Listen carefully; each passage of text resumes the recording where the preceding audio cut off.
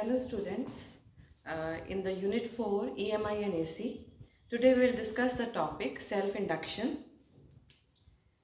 Let us consider a coil here and a battery and a tapping key is connected to it.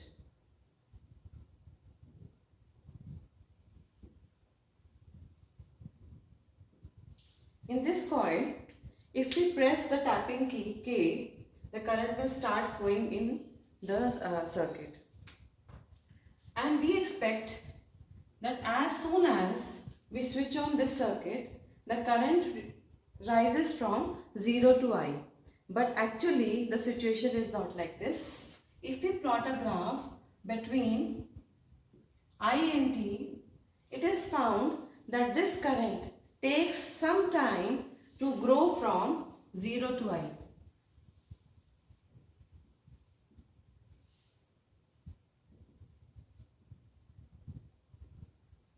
This time interval is very small, extremely small, that we don't even realize that the current is taking time to grow from 0 to I. And similarly, when we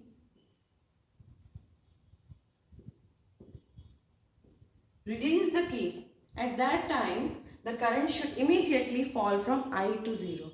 But again, this doesn't happen. The sudden change of current is not there.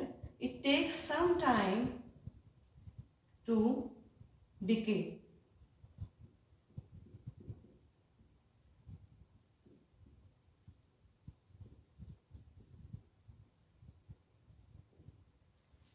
Some time is taken for the growth of current, and when the battery is switched off, at that time also some time is taken for the decay of current. We try to find the reason.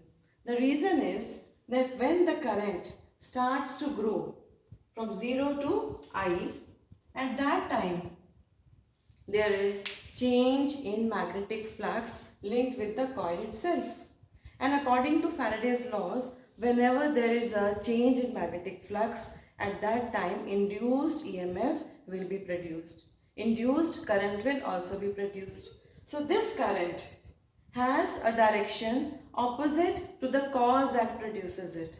The cause is that the current has to grow from 0 to I. So according to Lenz's law, this cause will be opposed and the current will not be allowed to grow from 0 to I immediately. At this instant, an induced EMF or induced current is produced. And this induced current is in a direction opposite to the applied current, which tries to oppose its growth, and therefore it takes some time to grow from 0 to I. Although we don't realize it, the interval is very small, but it certainly takes some time to grow. Similarly, when the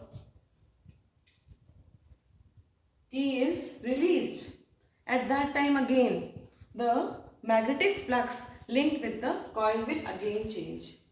Why it will change?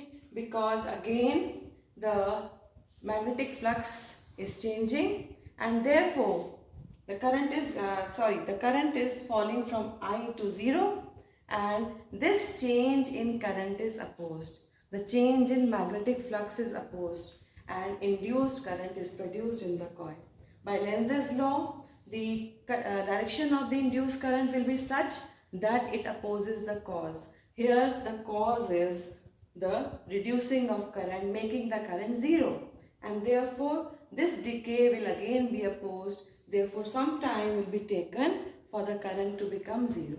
Now in this case, the direction of the current will be in the same direction as the applied current, and therefore it will take some time to decay to value 0. This phenomenon is called as self-induction.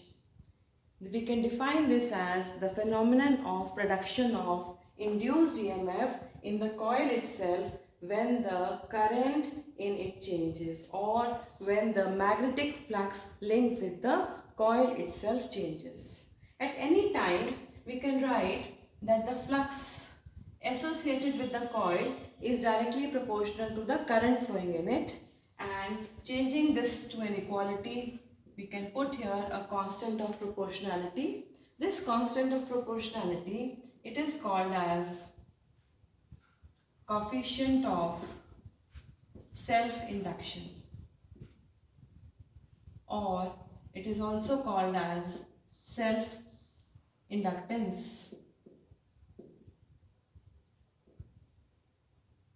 This constant has a unit, Henry, denoted by capital H.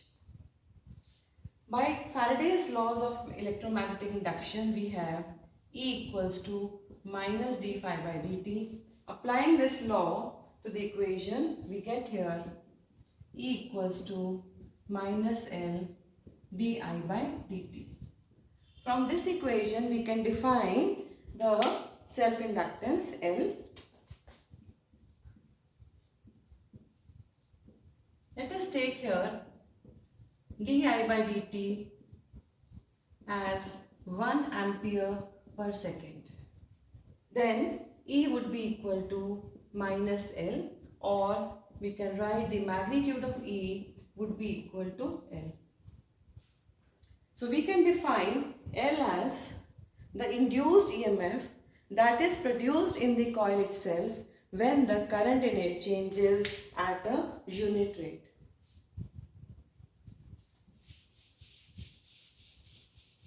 We can find the self-inductance of different coils. Let us find here the self-inductance of a long solenoid. Let us consider here a solenoid.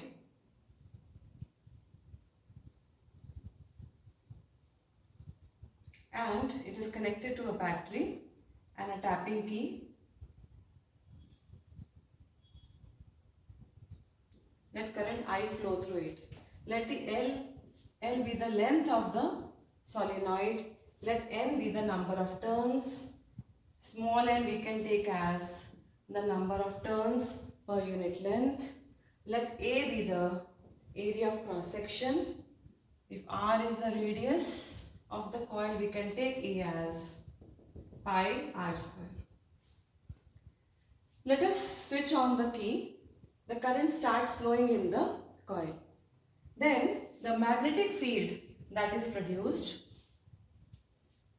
it would be mu naught Ni, where small n is the number of turns per unit length. We can take this as mu naught. Then the magnetic flux related with the coil would be the number of turns into the magnetic field into A. Number of turns N. Let us substitute the value of magnetic field. This would become mu naught N square.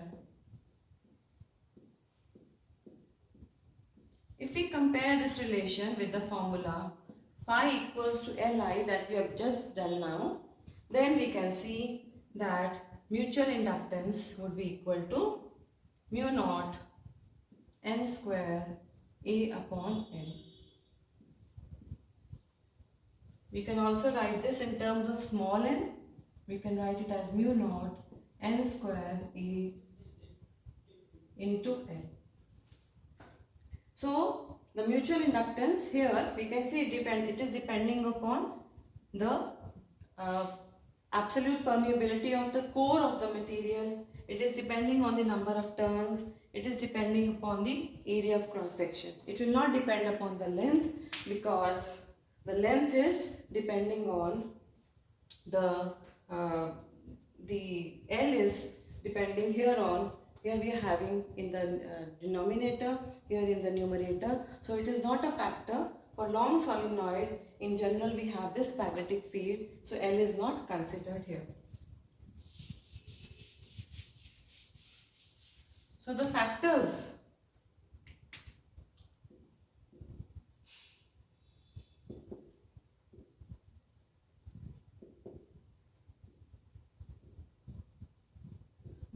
factors on which L depends would be the number of turns. So L depends upon the number of turns in the solenoid. It also depends upon the area of cross section, and the third factor it depends upon is the material of the core, the nature of the material of the core. If we have air core, then the inductance, self-inductance will be less, and if we replace it by iron core, the self-inductance will be more.